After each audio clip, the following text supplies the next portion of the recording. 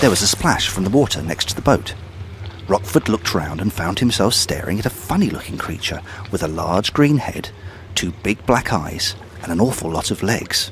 I think this must mean we're nearly there, said the ick.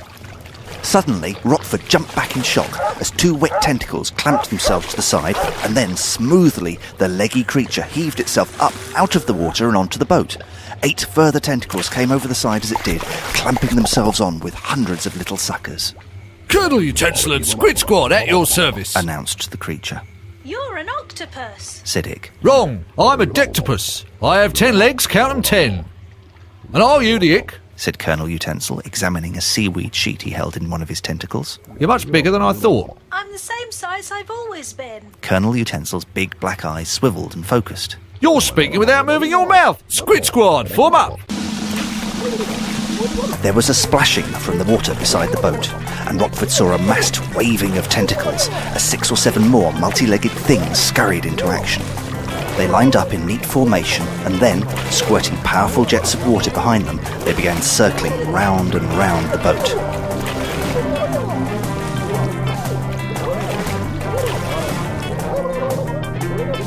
Rockford could see them watching him closely, their little eyes gazing up from beneath the surface of the water. This was clearly a force to be reckoned with.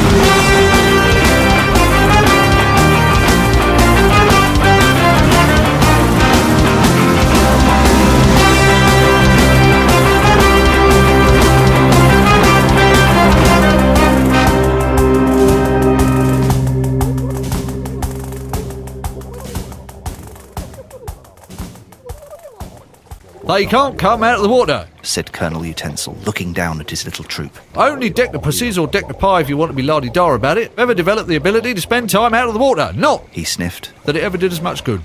Rockford didn't really understand this. Still, they're as good a bunch of cephalopods as you'll find. Good lads, all of them. Apart from Lulu there, she's a female.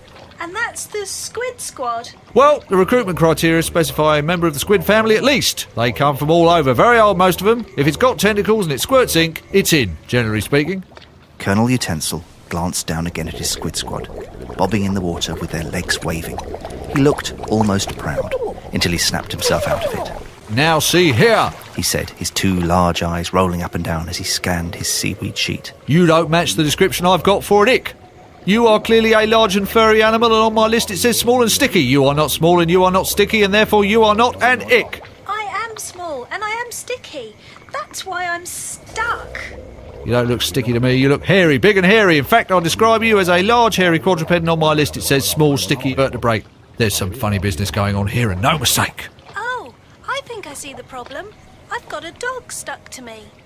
Stuck to you, thought Rockford. That's a bit of a cheek. You're stuck to me. What do you want to do that for? It always happens. Things stick to me. Realising the dectopus couldn't see the little ick stuck to his backside, Rockford decided to try and help. So he shifted round and presented his bottom. Don't move! Shouted the dectopus.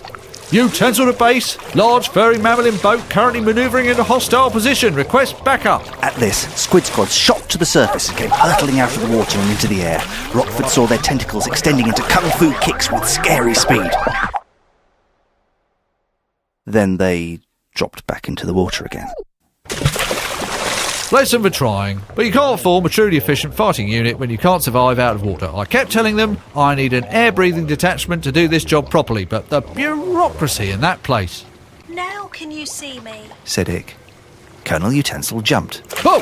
He said, rocking backwards on his 10 rubbery legs. Down here, near his... No need to get graphic. I can see you now. Ah, yes, that's more like it. You match the description perfectly. Small and sticky. You're on the list, announced Colonel Utensil. He seemed happy and squirted a blob of ink next to a picture on his seaweed that looked like an ick. Then he stared back at Rockford. And what did you say this was? A dog.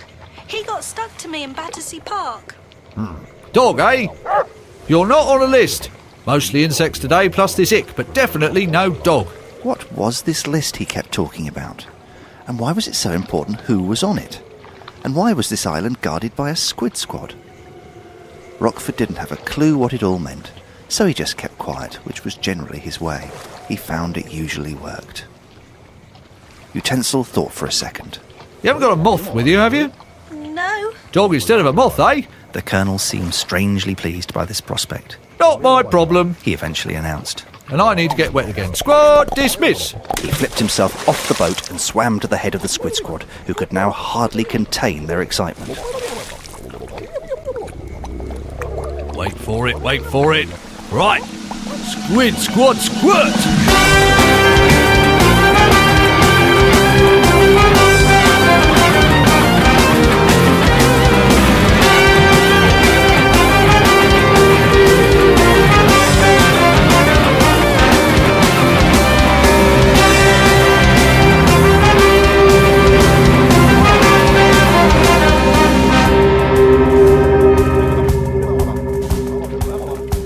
Colonel Utensil and the Squid Squad disappeared into the distance. The leaf boat began moving again, and at last it seemed Rockford and Ick were to be allowed to land on the mysterious island, with its long, welcoming beach.